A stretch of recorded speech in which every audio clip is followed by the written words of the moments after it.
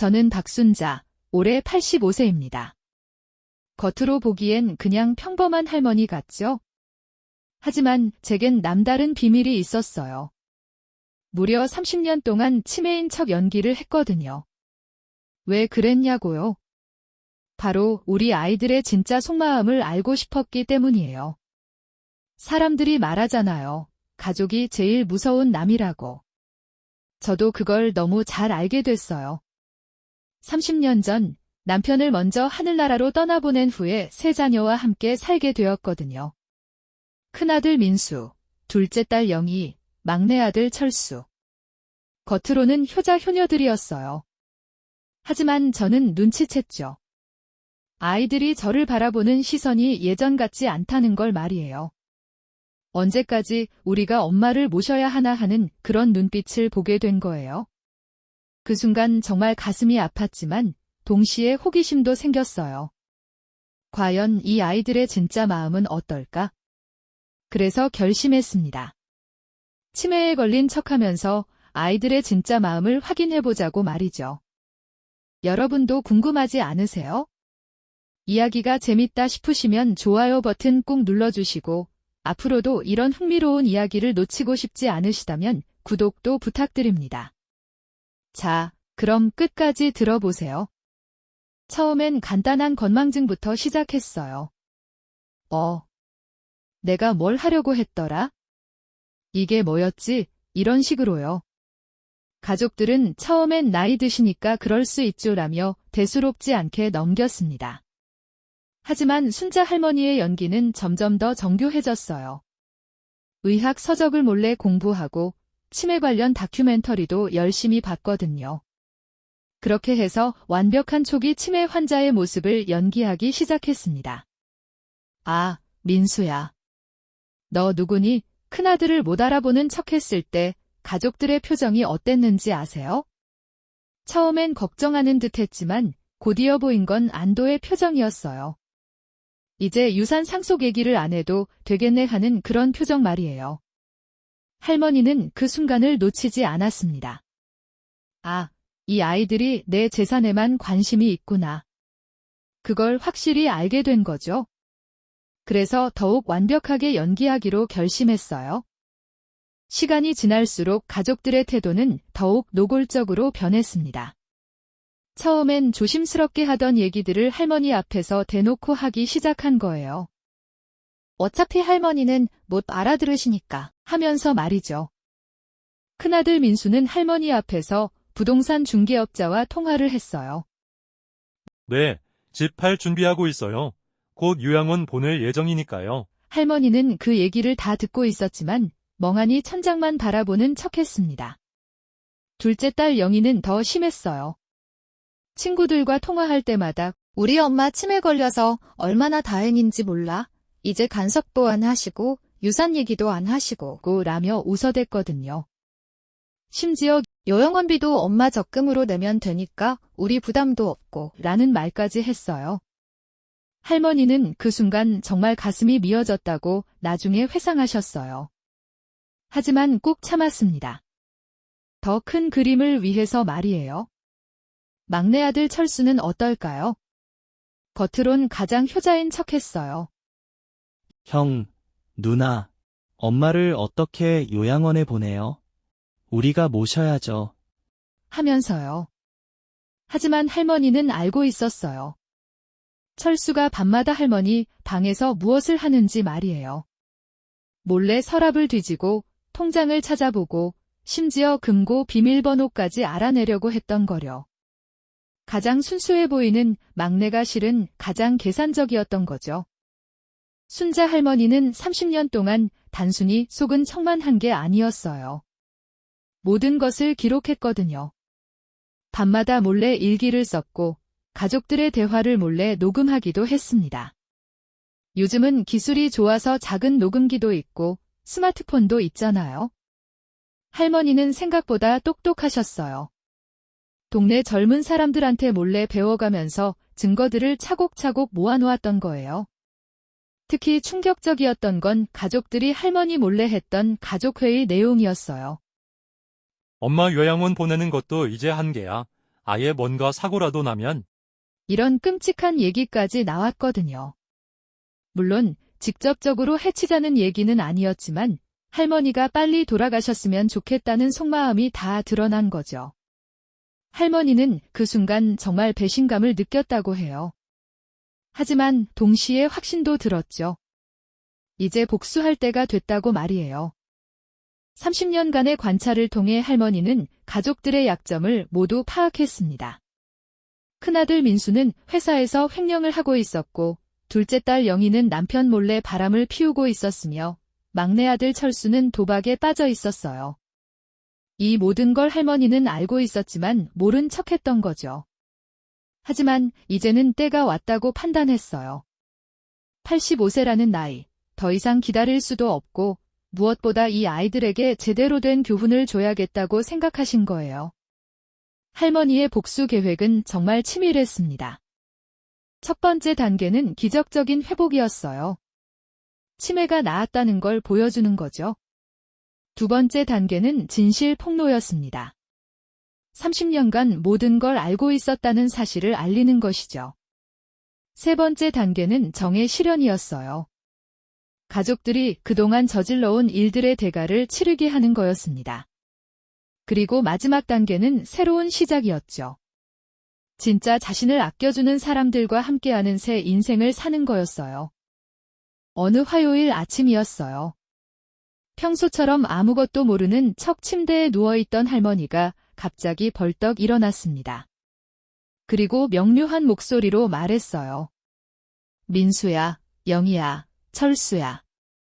다들 모여라. 할머니가 할 말이 있다. 가족들은 깜짝 놀랐어요. 30년 만에 처음 들어보는 또렷한 목소리였거든요. 할머니, 갑자기 왜 이러세요? 큰아들 민수가 당황하며 물었습니다. 왜 이러냐고. 30년 동안 너희들 하는 짓 다 보고 있었다. 이제 그만 연기 그만두려고 한다. 할머니의 이 한마디에 집안이 순식간에 조용해졌어요. 핀 떨어지는 소리까지 들릴 정도로요. 가족들은 서로 얼굴을 쳐다보며 뭔가 잘못됐다는 걸 직감했습니다. 할머니, 설마 그동안 영희가 떨리는 목소리로 물었어요. 그래, 그 설마가 맞다. 나는 단 하루도 치매에 걸린 적이 없다. 모든 걸 다 알고 있었다. 할머니는 침실로 들어가더니 커다란 박스 하나를 들고 나왔습니다. 그 안에는 30년간의 기록들이 빼곡히 들어 있었어요. 일기장, 녹음 파일, 사진, 영수증, 각종 서류들까지. 자, 이제부터 너희들이 그동안 어떤 짓을 했는지 하나씩 얘기해보자. 할머니의 목소리에는 30년간 쌓인 분노와 실망이 고스란히 담겨 있었습니다. 먼저 민수부터 보자. 너는 회사 돈을 빼돌려서 주식 투자하다가 3천만 원을 날렸지? 그리고 그 구멍을 메우려고 더 큰 횡령을 저질렀고, 이 민수는 얼굴이 새하얘졌어요. 아무도 모르는 줄 알았던 일들이 하나씩 드러나는 거였거든요. 그걸 어떻게 알았냐고. 너 매일 밤 전화로 주식 얘기하는 거 다 들었다. 벽이 얇다는 걸 왜 몰랐니? 영희야, 이제 내 차례다. 할머니는 차분하게 말을 이어갔어요. 너는 남편한테 미안하다는 생각 안 드니? 3년째 직장 동료랑 바람 피우고 있으면서 영희는 그 자리에서 주저앉을 뻔했습니다. 엄마, 그건 뭐? 사랑이라고? 진짜 사랑이면 이혼하고 정정당당하게 만나지. 왜 뒤에서 숨어서 만나니? 할머니는 핸드폰을 꺼내 영희가 그 남자와 만나는 사진들을 보여줬어요. 이 사진들 남편한테 보내면 어떻게 될까? 그리고 내 아이들한테도 보내고 영희는 완전히 패닉 상태가 되었어요. 엄마, 제발 아이들한테는 안 돼요. 그럼 왜 그런 짓을 했니? 아이들 생각은 안 하고 할머니의 목소리는 차갑기만 했습니다. 30년간 쌓인 분노가 한순간에 터져나오는 거였어요. 철수야, 너는 정말 가장 실망이다. 할머니는 막내 아들을 바라보며 고개를 흔들었어요. 효자인 척하면서 뒤에서는 내 돈을 훔쳐다가 도박을 하고 있었구나. 철수는 발이 땅에 붙지 않는 기분이었어요. 어떻게 알았을까? 엄마, 나는 너는 뭐, 내 금고에서 돈 빼간 거 몰라서 하는 소리니? 비밀번호까지 알아내서 5천만 원이나 빼갔잖아. 할머니는 CCTV 화면을 보여줬어요. 철수가 밤중에 몰래 금고를 여는 모습이 선명하게 찍혀 있었거든요. 그 돈으로 경마장 가고 카지노 가고. 그러면서 형이랑 누나한테는 자기가 효자인 것처럼 연기하고 철수는 더 이상 변명할 말이 없었어요. 모든 게 다 들통났으니까요. 엄마, 미안해요. 정말 미안해요. 미안하다고? 30년간 나를 바보 취급하면서 지금 와서 미안하다고? 세 남매는 완전히 멘붕 상태였어요. 그동안 안전하다고 생각했던 모든 비밀들이 한순간에 무너져 내렸거든요. 특히 충격적인 건 할머니가 30년 동안 모든 걸 알고 계셨다는 사실이었어요. 할머니, 그럼 그동안 왜 아무 말씀도 안 하셨어요? 민수가 떨리는 목소리로 물었습니다. 왜 안 했냐고? 너희들이 진짜로 어떤 아이들인지 확인하고 싶었다. 혹시 내가 잘못 생각한 건 아닐까 해서 30년을 기다렸다. 하지만 시간이 갈수록 더 심해지더구나. 할머니는 한숨을 크게 내쉬었어요. 너희들은 내가 정말 치매에 걸렸을 때 어떻게 했을 것 같니? 더 심하게 했을 거 아니야. 가족들은 할 말이 없었어요. 사실이었거든요. 할머니가 정말 치매에 걸렸다면 아마 더 막대했을 거예요. 요양원에 보내는 것도 더 빨리 추진했을 테고 재산도 미리미리 정리했을 거고요. 그 생각을 하니까 정말 부끄러웠어요. 자신들이 얼마나 나쁜 자식들이었는지 뼈저리게 깨닫는 순간이었습니다. 자, 이제 본격적인 얘기를 해보자. 할머니는 의자에 앉으며 말했어요. 30년간 너희들 하는 짓 보면서 정말 많은 생각을 했다. 어떻게 복수를 해야 할까? 어떻게 하면 너희들이 정신을 차릴까? 가족들은 숨을 죽이고 들었어요. 이제부터가 진짜 시작인 걸 알 수 있었거든요. 먼저 민수. 내 횡령건은 이미 회사에 익명으로 제보해놨다. 내일 오전에 감사팀에서 너를 찾을 거다. 김인수는 그 자리에서 무너져 내렸어요. 엄마, 그러면 나는 너는 감옥 갈 수도 있지? 하지만 그게 내가 해야 할 일이야? 잘못한 일에 대한 대가를 치르는 거지? 영희는 어떨까? 내 남편한테는 아직 말 안 했다. 하지만 내가 바람 피우는 남자 회사에는 얘기해놨어. 직장 내 불륜으로 인사위원회에 회부될 거야. 영희는 얼굴이 창백해졌어요. 회사에서 잘리면 생활이 어려워지는 건 뻔하니까요. 그리고 철수. 내 도박빚은 내가 알아서 정리해 줄 테니까 걱정 마라. 가족들은 조금 안도했어요. 생각보다 복수가 심하지 않은 것 같았거든요. 하지만 할머니의 진짜 복수는 따로 있었습니다. 그런데 말이야, 내가 왜 이런 일들을 벌이는지 아니? 할머니는 미소를 지었어요. 하지만 그 미소가 섬뜩하게 느껴졌어요. 너희들이 그동안 내 재산을 노리고 있었다는 걸 다 알고 있어? 집도 팔려고 하고 적금도 해약하려고 하고 심지어 보험금까지 노렸잖아. 할머니는 서류 뭉치를 꺼내 들었어요. 그래서 말인데 모든 재산을 사회에 기부하기로 했다. 어제 변호사한테 가서 유언장 작성 다 끝냈어. 이 말을 듣는 순간 가족들의 표정이 완전히 바뀌었어요. 뭐라고요? 기부라니. 왜? 내 돈 내가 어떻게 쓰든 상관없잖아. 너희들한테 줄 돈은 없다. 30년간 나한테 한 짓을 생각해봐라. 할머니의 목소리는 단호했습니다. 할머니는 유언장을 펼쳐 보였어요. 거기에는 정말 충격적인 내용들이 적혀 있었습니다. 부동산 15억, 예금 8억, 주식 3억, 총 26억 원을 독거노인 지원센터와 치매 환자 가족 지원단체에 기부한다. 가족들은 눈이 휘둥그레졌어요. 그 많은 돈이 한 푼도 자신들에게 오지 않는다는 게 믿어지지 않았거든요. 그리고 이 집은 무료 경로당으로 쓰도록 기부할 거다. 너희들 걱정 마라. 나는 다른 곳에 가서 살 거니까 할머니는 담담하게 말했어요. 다른 곳이 어디세요? 영희가 떨리는 목소리로 물었습니다. 나를 진짜로 아껴주는 사람들이 있는 곳이야. 너희들은 모르는 사람들이지만 사실 할머니에게는 30년간 알고 지낸 진짜 가족 같은 사람들이 있었어요. 동네 독거노인들을 돕는 봉사단체 사람들, 교회 친구들, 그리고 할머니를 친할머니처럼 따르는 이웃집 젊은 부부까지. 이 사람들은 할머니가 치매인 줄 알면서도 진심으로 대해줬던 분들이었거든요.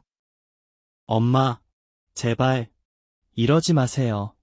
철수가 울먹이며 말했어요. 하지만 할머니는 마음을 바꿀 생각이 없었습니다. 30년 동안 기회를 줬는데 너희들이 선택한 거잖아. 이제 와서 후회해도 늦어. 할머니의 목소리에는 더 이상의 여지가 없었어요. 그럼 우리는 어떻게 살아요? 민수가 절규하듯 물었습니다. 어떻게 사냐고. 너희들이 알아서 하는 거지? 지금까지 내 돈에 의존해서 살았으니까 이런 일이 생기는 거 아니야? 이제라도 정신 차리고 제대로 살아봐라. 할머니는 냉정했어요. 하지만 그 속에는 30년간의 아픔이 고스란히 담겨 있었습니다. 가족들은 그제야 깨달았어요. 자신들이 얼마나 할머니에게 의존하며 살았는지, 그리고 얼마나 할머니를 무시하고 살았는지를요. 하지만 이미 늦었어요. 30년이라는 세월은 너무 길었고 할머니의 마음은 이미 돌이킬 수 없을 만큼 상처받았거든요. 다음 날부터 할머니는 짐을 싸기 시작했어요. 30년 동안 모아둔 추억들, 정말 소중한 것들만 골라서 작은 가방에 담았습니다. 가족들은 어떻게든 할머니 마음을 돌려보려고 애썼지만 소용없었어요. 할머니는 이미 결정을 내렸거든요. 할머니, 정말 가시는 거예요? 영희가 마지막으로 붙잡으려고 했어요. 하지만 할머니는 고개를 저었습니다. 30년이면 충분히 긴 시간이야. 이제 나도 내 인생을 살고 싶다. 너희들 눈치 보지 말고, 치매인 척 연기하지 말고, 그냥 나답게 살고 싶어. 그 말을 들으니까 가족들이 얼마나 할머니를 힘들게 했는지 다시 한번 깨달았어요. 할머니는 30년 동안 자신의 진짜 모습을 숨기고 살아야 했던 거예요. 좋아하는 책도 마음껏 읽을 수 없었고, 친구들과 수다도 떨 수 없었고, 그냥 멍하니 앉아만 있어야 했던 거죠. 그게 얼마나 괴로웠을까요? 할머니가 새로 이사한 곳은 동네에서 운영하는 실버 공동체 마을이었어요. 거기에는 할머니처럼 가족들에게 상처받은 어르신들이 모여 살고 있었고, 젊은 봉사자들이 함께 생활하며 돌봐드리고 있었어요. 할머니는 그곳에서 처음으로 진짜 자신의 모습으로 살 수 있게 되었습니다. 순자 할머니, 오늘 기분이 어떠세요? 젊은 간병사 민지가 밝게 인사했어요. 아주 좋다. 30년 만에 처음으로 이렇게 마음이 편해오. 할머니는 활짝 웃으며 대답했습니다. 여기서는 치매인 척할 필요도 없고 가족들 눈치를 볼 필요도 없었거든요. 그냥 85세 할머니로서 당당하게 살 수 있었어요. 할머니는 그곳에서 새로운 친구들도 사귀고 좋아하는 독서 모임에도 참여하고 젊은 사람들에게 인생 조언도 해주면서 정말 활기찬 나날을 보냈어요. 30년 동안 억눌렸던 에너지가 한꺼번에 폭발하는 것 같았습니다. 주변 사람들도 할머니를 보며 정말 지혜로우신 분이라고 칭찬했어요. 한편 할머니가 떠난 후 세 남매의 삶은 완전히 바뀌었습니다. 민수는 회사에서 징계를 받았지만 다행히 해고는 면했어요. 대신 3년간 승진 제한과 급여 삭감을 받게 되었죠. 처음엔 원망스러웠지만 시간이 지나면서 이게 기회라는 걸 깨달았어요. 정말 바닥부터 다시 시작해서 정직하게 살아보자고 결심했습니다. 아내와 아이들에게도 모든 걸 고백하고 용서를 구했어요. 영희도 마찬가지였어요.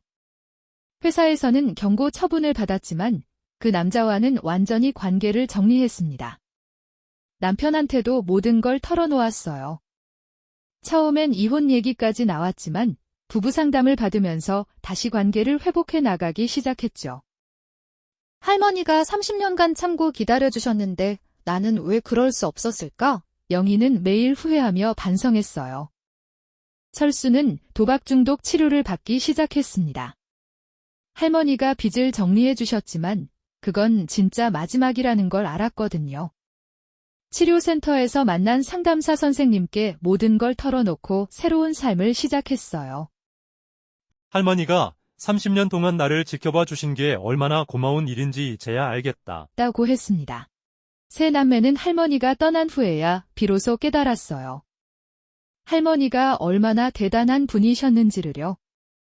30년간 치매 연기를 할 정도로 지혜로우시고 모든 걸 참고 기다려주실 정도로 인내심이 강하시고 그러면서도 결국엔 올바른 선택을 하실 정도로 용기 있는 분이셨다는 걸 말이에요. 우리가 정말 바보였네. 민수가 한숨을 쉬며 말했어요. 할머니 같은 분을 모시고 살면서 어떻게 그런 생각을 할 수 있었을까? 형제들은 자주 모여서 할머니 얘기를 했어요. 그리고 자신들이 얼마나 잘못했는지 서로 확인하곤 했죠. 특히 할머니가 30년간 혼자 감당하셨을 외로움과 배신감을 생각하면 정말 가슴이 아팠어요. 할머니는 매일 우리를 보면서 얼마나 실망스러우셨을까? 그래도 30년을 참고 기다려주셨잖아. 우리한테 마지막 기회를 주신 거야. 하지만 그들은 그 기회를 놓쳤죠. 할머니는 실버 공동체에서 정말 행복한 나날을 보내고 있었어요. 아침마다 운동도 하고 오후엔 독서 모임에 참여하고 저녁엔 젊은 봉사자들과 함께 요리도 하면서 말이죠. 특히 할머니의 지혜로운 조언을 듣기 위해 찾아오는 사람들이 정말 많았어요. 할머니, 저희 가족 문제 좀 상담해 주세요. 이웃집 며느리가 찾아와서 말했어요. 남편이 시어머니를 모시기 싫어해서 고민이에요. 할머니는 자신의 경험을 바탕으로 조언해 주었습니다. 가족이라는 건 서로 이해하고 배려하는 거예요. 하지만 그게 일방적이어선 안 되죠. 서로에게 솔직해야 해요. 할머니의 조언은 정말 현실적이고 지혜로웠어요. 30년간의 경험에서 우러나온 진짜 지혜였거든요. 사람들은 할머니를 마을의 현인이라고 부르기 시작했고 할머니는 그런 자신이 자랑스러웠어요. 드디어 진짜 자신의 가치를 인정받고 있다는 기분이었거든요.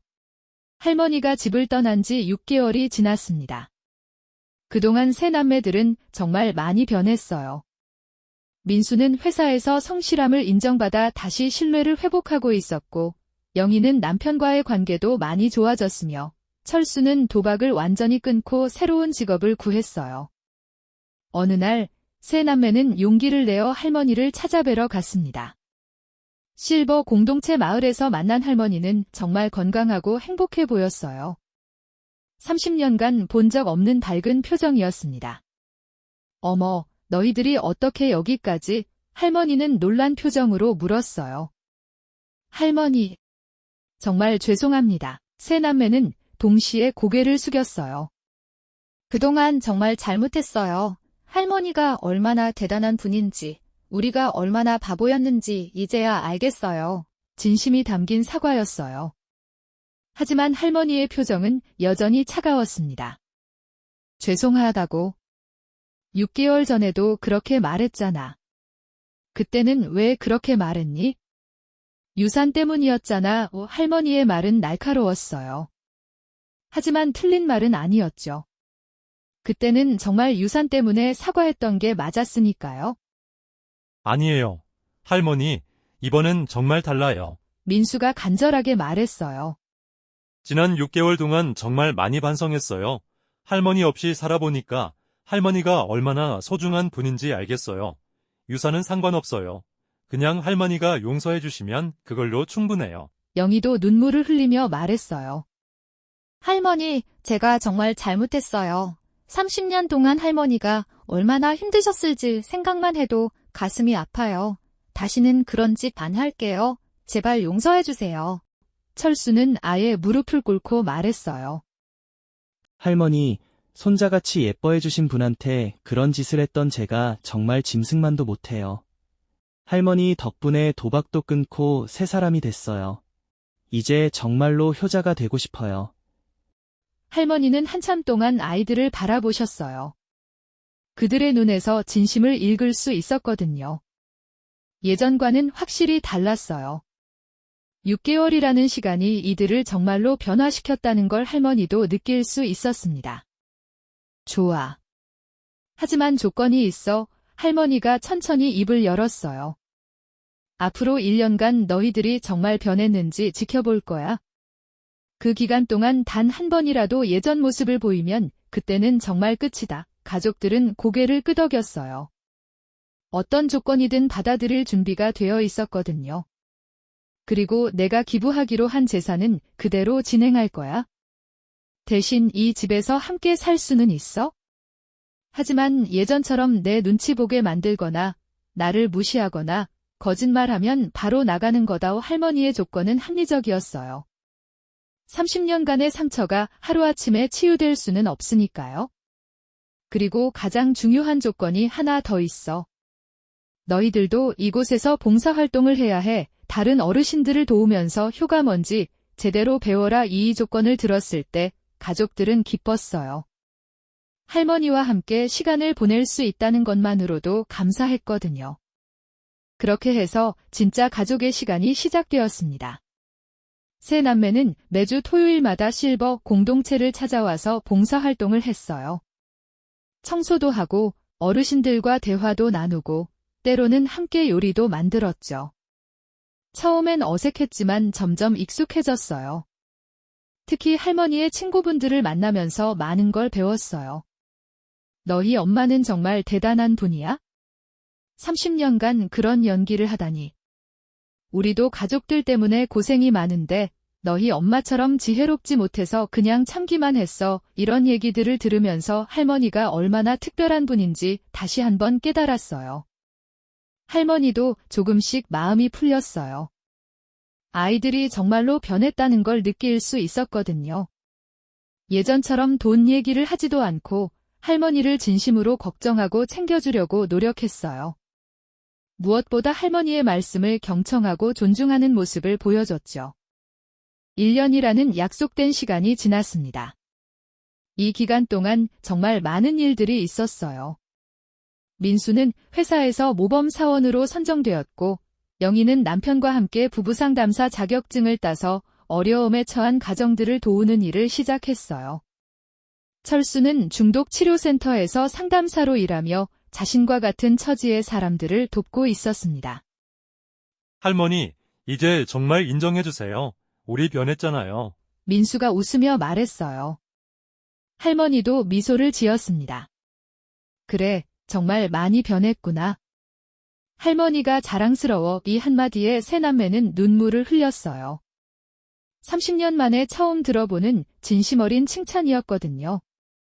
이제 진짜 가족이 된 것 같아요. 영희가 할머니 손을 잡으며 말했어요.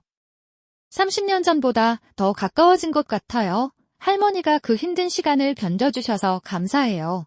할머니는 고개를 끄덕였어요. 힘들었지만 보람이 있었어. 너희들이 이렇게 변할 수 있다는 걸 보여줬으니까.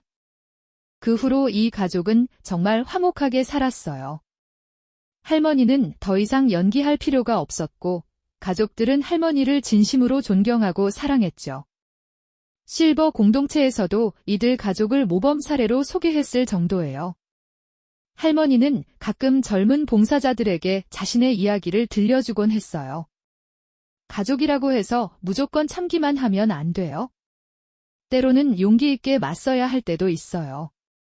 하지만 그 목적이 복수가 아니라 교육이어야 해요. 할머니의 조언은 많은 사람들에게 감동을 주었습니다. 세 남매도 자신들의 경험을 다른 사람들과 나누기 시작했어요. 우리도 할머니 덕분에 진짜 어른이 될 수 있었어요. 효도가 뭔지, 가족이 뭔지 제대로 배웠죠. 이들의 이야기는 많은 가정에 좋은 영향을 주었어요. 제 복수는 정말 완벽했죠? 하지만 그 복수의 목적이 상대방을 망하게 하는 게 아니라 깨닫게 하는 거였어요. 진짜 지혜로운 복수는 상대방을 더 나은 사람으로 만드는 거거든요. 30년이라는 긴 시간 동안 저는 정말 많은 걸 참고 기다렸어요. 하지만 그 결과 세 자녀 모두 진정한 어른으로 성장할 수 있었죠. 만약 제가 처음부터 화를 내고 싸웠다면 이런 결과를 얻을 수 있었을까요? 아마 불가능했을 거예요. 가족이란 때로는 가장 가까우면서도 가장 낯선 사람들이에요. 하지만 진정한 사랑과 지혜가 있다면 어떤 관계든 회복할 수 있다는 걸 제가 보여드렸죠. 그리고 무엇보다 나이가 들었다고 해서 무력한 게 아니라는 것도 증명해드렸고요. 85세 할머니도 이런 일을 해낼 수 있답니다. 여러분도 가족 관계에서 어려움이 있다면 제 지혜를 기억해 보세요. 때로는 직접적인 대화보다 시간과 인내가 더 큰 변화를 만들어낼 수 있어요. 하지만 그 인내에는 반드시 사랑과 희망이 있어야 한다는 것도 잊지 마시고요. 제 30년간의 기다림과 완벽한 복수 계획, 그리고 가족들의 진정한 변화 이야기는 여기서 마칩니다. 진짜 행복한 결말이었죠? 이런 감동적인 이야기가 좋으셨다면 좋아요 버튼 꾹 눌러주시고 구독도 해주세요. 여러분의 응원이 저에게 큰 힘이 됩니다. 다음에도 더 재미있는 이야기로 찾아뵐게요. 감사합니다.